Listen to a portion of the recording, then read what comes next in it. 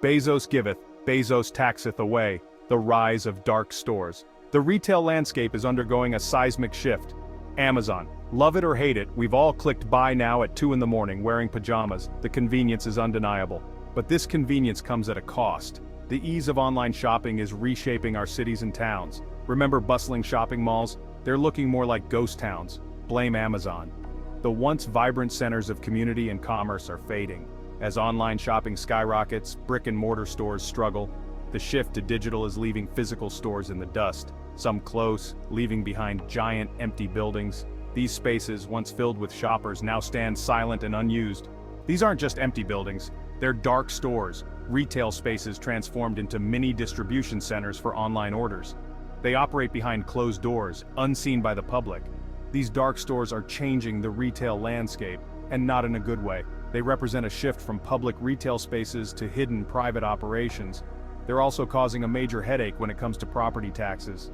Local governments are struggling to adapt to this new reality. Buckle up, folks. We're diving into the strange world of property taxes in the age of Amazon. It's a complex issue with no easy solutions, affecting communities everywhere. Dark stores, retail zombies haunting property values. Imagine a zombie apocalypse, but instead of brains, they crave 2-day shipping. These dark stores are like the Walking Dead of the retail world. That's basically what's happening with dark stores. They're taking over spaces that were once bustling with shoppers. They're popping up everywhere, and they're driving down property values faster than you can say, Alexa, order more cardboard boxes. These spaces, once prime real estate, are now just empty shells. See, traditional retail spaces are valued based on, well, retail. Foot traffic, sales, all that jazz. The more people walk through the doors, the higher the value. Dark stores, not so much. They don't generate the same kind of activity or revenue. They're warehouses in disguise, and warehouses don't pay retail rent.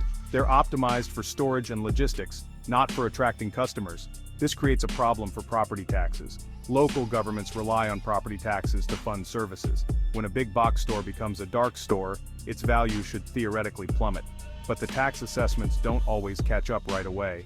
But assessors often lag behind, leaving property owners stuck with inflated tax bills. They're paying for a retail space that no longer exists. Not cool, man. Not cool. It's a tough situation for property owners who are already struggling to adapt to the changing retail landscape.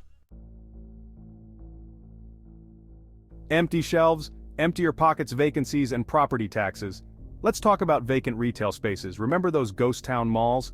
Those empty storefronts aren't just depressing, they're a flashing neon sign for plummeting property values. It's economics 101, supply and demand. More vacant spaces mean less demand, which means lower property values.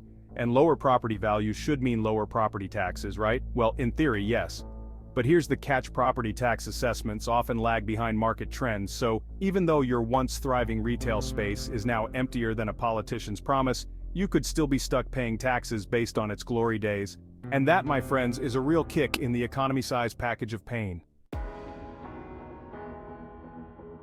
Fighting back property tax appeal tips for big box retailers. If you're a big box retailer, you know the struggle of keeping up with property taxes. These taxes can be a significant burden on your business, but there are ways to fight back and potentially reduce your tax bill.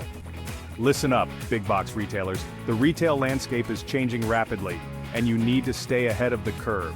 You're caught in the crosshairs of the Amazon effect, but don't despair. The rise of e-commerce has impacted everyone, but it also provides a strong case for appealing your property taxes. There are ways to fight back against these monstrous property tax bills. It's all about being proactive and knowing your rights. First, remember this magic word: appeal. This is your first line of defense against an unfair tax assessment. Don't just accept your tax assessment as gospel. Many assessments are based on outdated or incorrect information. You have the right to challenge it, and in this economy, you probably should. Second, gather your ammo. This means documentation, data, and maybe even a team of experts. Collect evidence that supports your case, such as recent sales data, market trends, and any factors that negatively impact your property's value. Show how the rise of online shopping, dark stores, and vacant spaces has decimated the value of your property. Highlight the challenges your business faces in the current retail environment.